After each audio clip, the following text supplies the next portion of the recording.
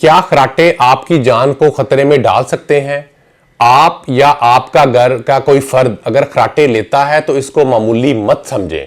ہمارے ہاں عام تاثر یہی ہے کہ گہری نیند میں خراٹے آتے ہیں یا خراٹے لینے والا گہری نیند لیتا ہے، جبکہ میڈیکل سائنس اس بات کو پروو کرتی ہے کہ خراٹے لینے والے شخص کی نیند کبھی بھی پوری نہیں ہوتی اور وہ مختلف بیماریوں کا شکار ہو سکتا ہے۔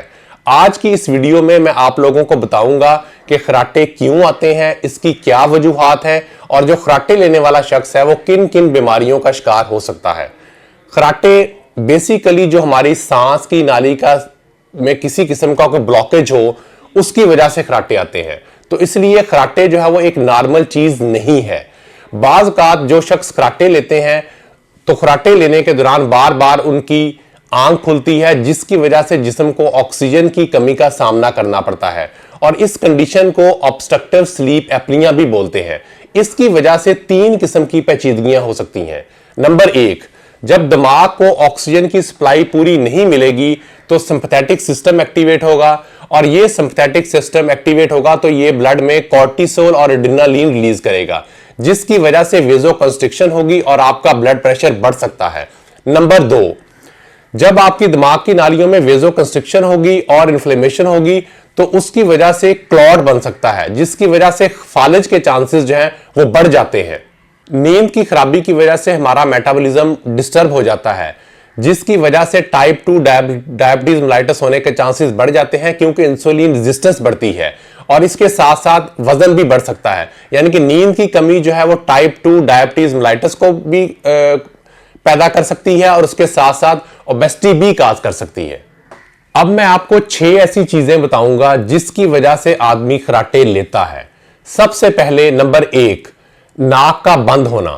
اس میں یہ ہے کہ اگر کسی انسان کو کوئی الرجی ہو، ناک میں غدود بڑی ہوئی ہو، ناک کی ہڈی ٹیڑھی ہو، یا بچوں میں بعض اوقات ناک کے پیچھے ایڈینوائڈز ہوتے ہیں ان کا سائز بڑھ جائے تو وہ آدمی خراٹے لیتا ہے۔ اس میں آپ نے جو اس کے بچاؤ کے لیے کرنا ہے وہ ایک تو سٹیم لیں اور دوسرا ناک کو صاف رکھیں۔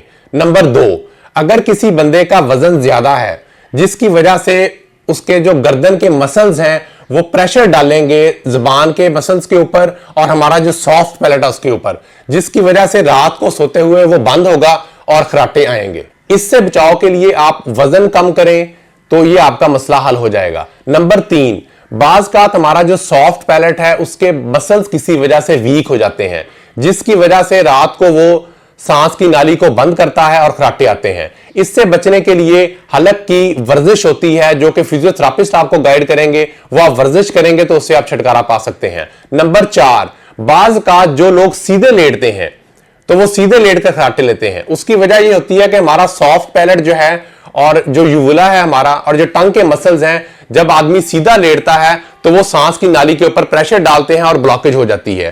اس کا بہترین حل یہ ہے کہ آپ کروٹ لے کر سوئیں۔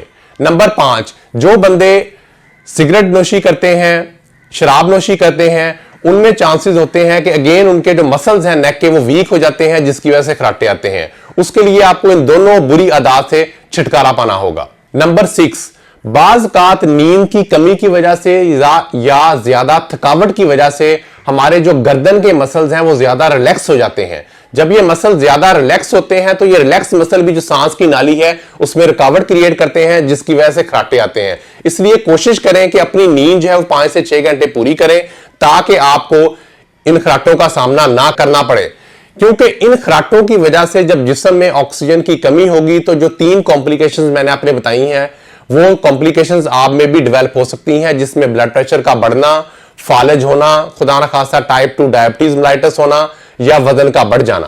اس لیے یہ چھوٹی چھوٹی چیزیں کر کے آپ خراٹوں سے بچ سکتے ہیں۔ اس کے علاوہ اگر آپ کو کوئی ایشو ہو تو آپ ہمارے YouTube چینل کو سبسکرائب کریں اور اس کے کمنٹ سیکشن میں جا کر آپ کوئی بھی کویسچن پوچھ سکتے ہیں، ادھر اس کا آپ کو تفصیل سے جواب دیا جائے گا۔